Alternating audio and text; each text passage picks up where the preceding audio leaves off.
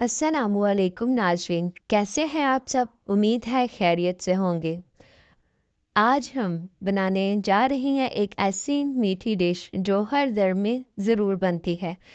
कोई भी खुशी का फंक्शन हो तो उसमें ज़रूर बनती है। क्या आप जानते हैं असली क्रीमी और रिच खीर का राज क्या होता है? एंड तक ज़रूर देखिएगा।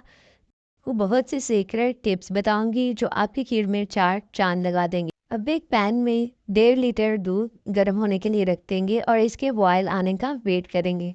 दूसरी साइड पे हमने 4 टेबलस्पून जो चावल थे उनको भिगो के रख दिया था आधे घंटे के लिए।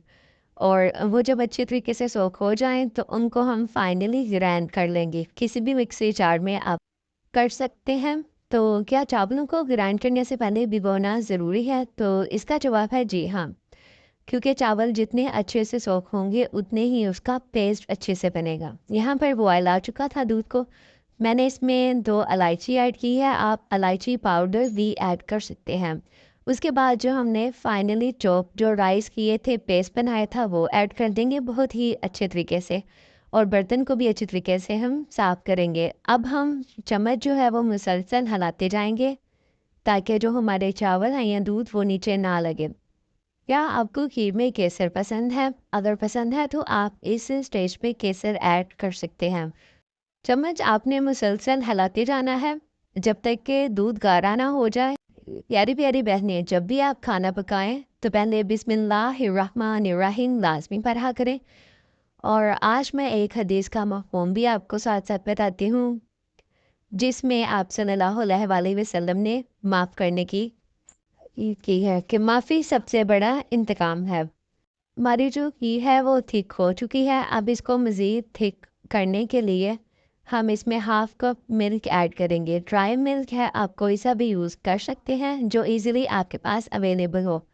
अब इसको अच्छे तरीके से मिक्स करेंगे कि इसकी गुठलियाँ ना बने और ये भी जो है खीर का हिस्सा बन जाए। और हम जो चम्मच है वो मुकम्मल तौर पर हिलाते जाएंगे, थोड़ा सा भी हाथ को रुकेंगे नहीं। फ्लेम आपने मीडियम टू लो रखना है, ये हाई फ्लेम पे नहीं बनेगी। और यहाँ पर हम अब शुगर ऐड कर देंगे। आपको जितना मीठा पसंद है उस हिसाब से शुगर ऐड कर सकते हैं। मैंने वैसे 4 टेबलस्पून ऐड की थी, हम थोड़ा मीठा कम ही खाते हैं। और अब हम इसको अच्छे तरीके से मिक्स कर लेंगे। कुछ देर मज़ीद पकाने के बाद हम फ्लेम ऑफ कर देंगे। अब मैंने इसमें चॉप बादाम जो थे वो ऐड किए हैं, आप जो भी ऐड करना चाहें मेवाजात वो कर सकते हैं। इसको अच्छे तरीके से मिक्स करेंगे और ठंडा होने के लिए रख देंगे। कुछ लोग ठंडी खाते हैं और कुछ गर्म, तो आप उस हिसाब से देख लें आपको कौन सी खीर पसंद है, ठंडी या गर्म। वैसे अब जो मौसम चल रहा है गर्मियों का और इसमें थोड़ी सी ठंडी खीर हो तो ही अच्छी लगेगी। माशाल्लाह जी, देखिए फाइनल लुक कितनी ही ज़बरदस्त आई है खीर की। आप इसे ज़रूर ट्राई कीजिएगा और अपनी दुआओं में याद रखिएगा। हमेशा आप सलामत रहें, आबाद रहें। वीडियो अच्छी लगे तो वीडियो को लाइक शेयर कीजिएगा और चैनल को भी लाजमी सब्सक्राइब कर दीजिएगा। दुआओं में याद रखिएगा। मिलते हैं नई वीडियो के साथ।